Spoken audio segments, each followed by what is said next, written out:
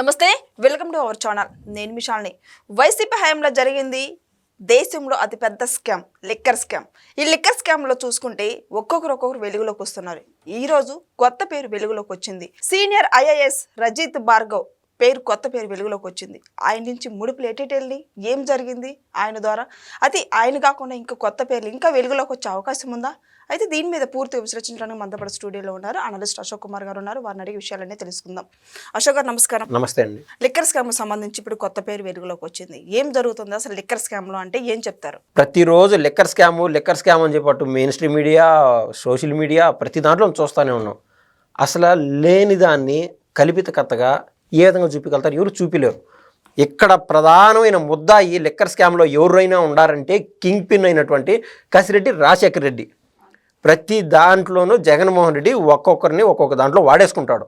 అట్లా మద్యం స్కామ్ మీరే అన్నారు కదా, దేశంలో కల్లా అంత పెద్ద అవినీతి ఎప్పుడు జరిగి ఉండదు. మద్యానికి సంబంధించి నెంబర్ 1 అవినీతి. దాంట్లో ప్రధానమైన ముద్దాయి ఇతనే కింగ్ పిన్ కసిరెడ్డి రాజశేఖర రెడ్డి.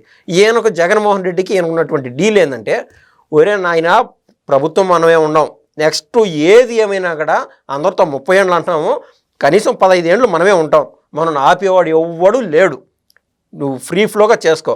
అయితే విధానపరమైన నిర్ణయాలతో ఎక్కడ ఎవరికి దొరకకుండా, సిట్ అధికారులకో లేకుండా అంటే పైనుంచి ఏమన్నా సిబిఐ వచ్చినా కూడా ఎవరికి దొరకకుండా ప్లాన్డ్గా నీట్గా చేయన్నాడు. నీట్గా చేయమన్నందుకు ఎవరినెవరు వాడుకున్నాడో మనం చూసాం. మద్రాసుకు సంబంధించిన ఐఐటి వాళ్ళని వాడుకున్నారు, ఖరగ్పూర్ ఐఐటి వాళ్ళని కూడా వాడుకున్నాడు. ఇదంతా ఈయనకు ఇంత ఫ్రీ ఫ్లోగా, ఒక మనిషికి ఇంత ఫ్రీ ఫ్లోగా ఎట్ట చేయగలుగుతున్నాడు? ఈయన పైన ప్రతి దాంట్లో ఒక ఐఏఎస్ ఆఫీసర్ ఉంటారు, అంతేందుకు ఆర్టీసీకి సంబంధించిన ఒక ఐఏఎస్ ఆఫీసర్ ఉంటారు. అదేవిధంగా ప్రతి శాఖలో ఐఏఎస్ ఆఫీసర్లు ఉంటారు. మద్యానికి సంబంధించి మీరు అన్నటువంటి రజిత్ భార్గవ్ అనేది ఆయనే ఐఏఎస్ ఆఫీసరు.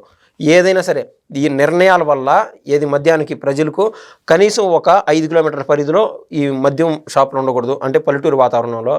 ఇంకా మెయిన్ సిటీస్ కానీ టౌన్స్లో అయితే ఈ టౌన్లో కేవలం 4 మాత్రమే ఉండాలా, 3 మాత్రమే ఉండాలా, ఇట్లా నిర్ణయాలు ఉంటాయి. విధానపరమైన నిర్ణయాలు ఖచ్చితంగా ఉంటాయి. ఇవన్నీ ఎవరి హ్యాండ్ ఓవర్లో ఉంటాయంటే ఐఏఎస్ అధికారి. ఈ ఐఏఎస్ అధికారి ఎవరి కాడ డబ్బులు తీసుకుంటున్నాడు? జనం కాడ డబ్బులు తీసుకుంటున్నాడు. మనం కట్టే ట్యాక్సులతో బతున్నాడు ఈయన వాస్తవంగా. అప్పుడు ప్రజలకి సమాధానంగా ఉండాలా, ప్రజల ప్రాణాల పట్ల అప్రమత్తంగా ఉండాలా, వాళ్ళ పట్ల గౌరవం ఉండాలా.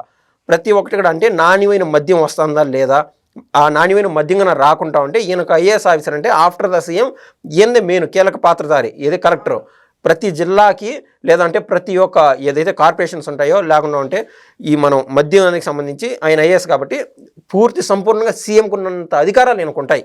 ప్రజలు ప్రాణాలతో చెలగాటం ఉండేటప్పుడు ఈయన ఖచ్చితంగా మంచి నిర్ణయాలు తీసుకోవాలి. ఈయన ఏం చేసినాడు, మద్యంలో కుంభకోణం చేద్దామని ఫిక్స్ అయినప్పుడు హైదరాబాద్ కేంద్రంగా మిథున్ రెడ్డి, అదేవిధంగా కసిరెడ్డి రాజశేఖర రెడ్డి, ఇంకా కసిరెడ్డికి సంబంధించిన కొంతమంది చెంచాలు అనుకోండి, వాళ్ళు ఎవరో పిల్లవాళ్ళు అనుకోండి, చాణక్య ఇటటి వాళ్ళందరూ పెద్ద గుంపు, ఇంకా సాక్షి డైరెక్టర్ అయినటువంటి ఈయన గోవిందప్ప, ఇంకా ఆంధ్ర రాష్ట్రంలో కూడా ఈ చెవిరెడ్డి భాస్కర్ రెడ్డి ఇంట్లో అనేక సిట్టింగ్లు జరిగినాయి. ప్రతిరోజు కూర్చోవడం, ఏ విధంగా స్క్రిప్ట్ వేయాలా, ఏ విధంగా డబ్బులు సంపాయాలా. ఒక్కొక్క నిమిషం వేలంతండి. ఒక్క నిమిషానికి మన అకౌంట్కి ఒక 10,000 రూపాయలు వచ్చి పడితే ఎట్లుంటుంది?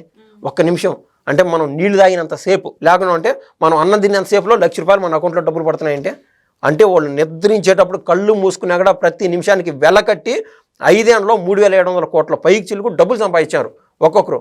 ఆ రేంజ్ స్కామ్ అది. ఇటువంటి స్కామ్లో వీళ్ళు ఫ్రీ ఫ్లోగా ఏది ముందుకెళ్ళాలంటే పైన ఎవరికి కీలక పాత్రధారి, పైన జగను, కింద ఐఏఎస్ ఆఫీసరు, తర్వాత ఏదైనా పనులు చేసుకునే వాళ్ళు వీళ్ళు ఉంటారు. ఇక్కడ ఐఏఎస్ జగన్మోహన్ రెడ్డిదే ప్లాను, ఇంకా ఐఏఎస్ ఆఫీసర్ని ఒప్పించాలా. ఇంకా రజిత్ భార్గవ్ని ఒప్పించేసినారు. ఒప్పించడానికి ఏది స్పాట్ క్యాష్ ఇంత డబ్బులు ఎత్తుకొని ఆయనకి ఇచ్చేశారు. అది ఎన్ని కోట్లు అనేది వాళ్ళకి తెలియాలా. ఇంకా వాళ్ళకి తెలియాలంటే సిటీ విచారణలో కక్కిస్తారులేండి ప్రతి ఒక్కటి కూడా ఎన్ని కోట్లు ఇచ్చారనేది. ఈయనకు ఒకేసారి ముడుపులు ఇచ్చేశారు. ఇంకా నువ్వు సైలెంట్ అవ్వు, ఏదైనా నిర్ణయం ఉంటే మేము చెప్పిన దానిపైన సంతకాలు పెట్టు. సరే సార్, ఇంతే. ఏదైనా నిర్ణయం సరే సార్ అన్న తప్ప ఆయనకు అసలు అధికారాలు లేవు, ఏమీ లేవు. ఒక ఐఏఎస్ అధికారి రజిత్ భార్గవ్ తర్వాత కింగ్ పిన్ ఇంకా ఇన్వాల్వ్ అయిపోయినాడు. ఎవరు? కసిరెడ్డి రాజశేఖర రెడ్డి. ఆయన వెనకాల కింద ఉండేటువంటి చెంచాలు మనం అనేటువంటి చాణక్య కావచ్చు, తాడేపల్లి ప్యాలెస్ దగ్గర ఉన్నటువంటి కట్టా ప్రణయ్ ప్రకాష్ కావచ్చు, ఇంకా ఇది ఎవరైతే నిన్న మొన్న ఈ మధ్యకాలంలో అరెస్ట్ అయినారో చెవిరెడ్డి భాస్కర్ రెడ్డి గారి అత్యంత అనున్యాయులు, ఒకరు బాలాజీ కావచ్చు, ఇంకొకరు ఇదేవిధంగా నవీన్ కావచ్చు. అదేవిధంగా చెవిరెడ్డి భాస్కర్ రెడ్డి మాజీ ఎమ్మెల్యేగా ఉన్నప్పుడు ఆయనకి గన్మెన్గా ఉన్నారు, ఇంకొకరు డ్రైవరు. వీళ్ళందరినీ మధ్య స్కామ్లు ఇన్వైట్ చేసేసినారు. వాళ్ళ దగ్గర కోట్లాను కోట్లు డబ్బులు పొందినారు. ఇప్పుడు ప్రధానంగా ఈయన పాత్ర మీరు ఎవరి పేరు అయితే చెప్తున్నారో రజిత్ భార్గవ్, ఆయన పాత్ర ఏంది? ఎవరికి ఏ డిస్టిలరీస్కి అనుమతులు ఇవ్వాలా, అంటే ఎవరు తయారు చేయాలా, ఎవరు సరఫరా చేయాలా, ఈయన కూర్చొని డిజైన్ చేయాలా, ఈయన పనిలో ఎవరో కసిరెడ్డి రాజశేఖర రెడ్డి ఇన్వాల్వ్ అయ్యేది ఏంది, అది ఏం చోద్యం అర్థం కాల. సరే ఇవన్నీ బయటకు వచ్చేది కాదు. ఒకవేళ నాణ్యమైన మద్యం సరఫరా అయింటే, నాణ్యమైన మద్యం ఏంటది, అదేదో రాయల్ ప్యాలెస్ అంటారు, ఇంకొకటి ఏదేదో రకరకాలు అంటారు, అది మందా, బీరా, విస్కీనా, ఇంకొకటే, కొంతమంది ఉంటారు అది ఉత్త స్పిరిటు, అది మందు కాదు ఏదో అంటారు. ఎన్నికల ప్రక్రియలో భాగంగా ఇది ప్రజల్లోకి వచ్చి చంద్రబాబు నాయుడు గారు అది మద్యంలో అది అంత నాణ్యమైన మద్యం కాదంటే, వీళ్ళు బుద్ధుండేవాడు ఇవ్వడని అంటాడన్నమాట. ఏమంటున్నారు, మద్యమే మంచిది కాదు, దాంట్లో నాణ్యమైంది ఏంది, నాణ్యం కాందేంది అంట. అట్లాంటప్పుడు చంద్రబాబు నాయుడు గారు 2014 నుంచి 2019 వరకు పరిపాలించారండి. పెద్ద పెద్ద కంపెనీలటియే సరఫరాలో ఉండేటి, ఇది పెద్ద పెద్ద కంపెనీలు. ముఖ్యంగా జగన్మోహన్ రెడ్డి గారు మద్యం పాలసీ ఎప్పుడైతే తీసుకొచ్చారో అన్ని రకరకాల మద్యం ముందుకు వచ్చేసాయి, జై బ్రాండ్ మందులు ముందుకు వచ్చేసాయి. వాళ్ళు అంటున్నారు కదా, ఈ అనుమతులని చంద్రబాబు నాయుడు కాలంలో వచ్చినాయని. బాబు గారి కాలంలో ఒక్క మద్యం సీసా అటువంటిది చూపి మనం. సరే అది అయిపోయింది. ఇంకా నెక్స్ట్ ఈ 18 ఏళ్ల పాటు తాకట్టు పెట్టి ఈ మద్యం పైన వచ్చే డబ్బులు మీకు ఇస్తామని చెప్పి ప్రభుత్వానికి డబ్బులు అప్పుగా తీసుకొచ్చారు. ఈ అప్పులన్నీ భారం బాబు గారి పైన కదా పడింది. సరే జగన్మోహన్ రెడ్డి చేసిన పాపం అట్టే పానీలు అని అంటే ప్రజలు జగన్మోహన్ రెడ్డి గారిని తిట్టుకుంటారు, కానీ బాబు గారిని తిట్టుకోరు. ఈ పాలసీ మొత్తం రద్దు చేసి ఇప్పుడు మళ్ళీ క్వాలిటీ మద్యం మళ్ళీ వచ్చింది మన ఆంధ్ర రాష్ట్రంలోకి. సో మొత్తం మీద ఇప్పుడు ఎవరైతే మనం చెప్తున్నటువంటి ఐఏఎస్ అధికారి రజిత్ భార్గవ్, ఆయన రేపు సిట్ విచారణకు హాజరవ్వాల్సిందే. అది సిట్ విచారణ ఆయన కొత్త పేర్లు ఏమైనా చెప్పే అవకాశం ఉందా, లేకపోతే డైరెక్ట్ జగన్మోహన్ రెడ్డి పేరు చెప్పే అవకాశం ఉంటుంది అంటే ఏం చెప్తారు? మనం ప్రతి దశలో అదే అనుకున్నాం కదండి. ఇప్పుడు స్టార్టింగ్ వాడు దొరికినాడు ఈడు దొరికినాడు అనే లోపు అది ఆడు గోవా నుంచి తప్పించుకొని ఆడుకో దుబాయ్కి వెళ్ళిపోదాం అనుకున్నటువంటి కసిరెడ్డి రాజశేఖర రెడ్డి దొరికినాడు. నెక్స్ట్ ఇంకా జగన్మోహన్ రెడ్డి అనుకొని మనం అనుకున్నాం. తర్వాత బాలాజీ గోవిందప్ప అనే పేరు వచ్చింది. ఎంతమంది పేర్ల మధ్యలో మనం విన్నది కాకుంటే ఈ కట్టా ప్రణయ్ ప్రకాష్, ఈ దిలీప్ చాణక్యాను, లేకుండా అంటే ఈ చెవిరెడ్డి భాస్కర్ రెడ్డి దగ్గర చెంచాలుగా పనిచేసినటువంటి వీళ్ళు నవీను, వీళ్ళందరూ చిన్నటి పిల్ల చేపలు. పెద్ద ఫిష్లు ఎవరంటే ఈ మొత్తం భాగవతంలో జగన్మోహన్ రెడ్డి, మిథున్ రెడ్డి, తర్వాత ఇది మొత్తం అధికారం ఎవరి చేతుల్లో అయితే ఉండిందో రజిత్ భార్గవ్, ఇంకా ఇది మొత్తం గ్రౌండ్ లెవెల్లో నడిపించినటువంటి చెవిరెడ్డి భాస్కర్ రెడ్డి, అదేవిధంగా రాజకాశి రెడ్డి, వీళ్ళందరూ ఇన్వాల్వ్ అయినారు. ఇప్పుడు ఐఏఎస్ అధికారిని ఇప్పుడు మీరు చెప్పినట్టు జైలు వరకు సిట్టు విచారణ వరకు తీసుకురాగలిగినారంటే నెక్స్ట్ మహా అంటే 1 or 2 నేమ్స్ బయటికి రావచ్చు. అంతకు మించి ఇంక దీని మొత్తం టోటల్ ఎపిసోడ్ క్లియర్ అయిపోయింది. 95% ఈ కేసుని బ్రేక్ చేసేశారు సిట్ అధికారులు. నాకు తెలీదు, సంబంధం లేదన్నా కూడా వీళ్ళ దగ్గర డాక్యుమెంట్లు ఇద్దామా, నీ పరిస్థితి ఇది, నువ్వేం చేసావు, నీ పాలసీ లేదో మాకు తెలుసు అని చెప్పి వాళ్ళు ముందు పెడతారు. అది నాకు సంబంధం లేదు అన్నీ బయట మన వార్తలు చూస్తాం కదా. సంబంధం లేదంటే వదిలేస్తారా? అది గవర్నర్కి అందిస్తారు, హైకోర్టులకు అందిస్తారు, సుప్రీంకోర్టుల వరకు వీళ్ళు పోయినా కూడా వీళ్ళు పోతారు. ఖచ్చితంగా వీళ్ళందరూ అరెస్ట్ అవుతారు. జగన్మోహన్ రెడ్డి గారి పాత్ర లేకుంటే ఇదంతా జరగదు. ఒకవేళ జగన్మోహన్ రెడ్డి అత్యంత పుణ్యాత్ముడు, ఇవన్నీ ఏమీ తెలియదు అనుకుందాము, హీస్ ఆల్సో లైబుల్. ఆయన ఏం జరుగుతుంది తెలియకుండా అంత కళ్ళు మూసుకొని ఎందుకు పరిపాలించావు? అసలు సీఎంగా నీకు ఏ హక్కు ఉండదు? ఈ కనీసం ప్రతిరోజు మద్య సీసాలు రాష్ట్రంలో దొరలుతానే ఉంటాయి, ఎక్కడ బట్టే తాగుతూనే ఉంటారు.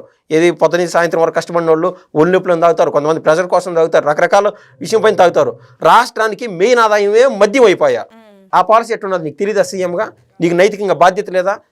జగన్మోహన్ రెడ్డి ఒక మాట అన్నాడు, నెక్స్ట్ 5 ఏళ్ల తర్వాత మన రాష్ట్రంలో మద్యం సీసా అనేది కనుక కనిపిస్తే నేను ఎన్నికల్లో పోటీ చేయను అన్నాడు. ఆ మాట దయచేసి జగన్మోహన్ రెడ్డి గారు గుర్తుపెట్టుకొని మన ఎలక్షన్లో పోటీ చేసింటే బాగానే ఉండు.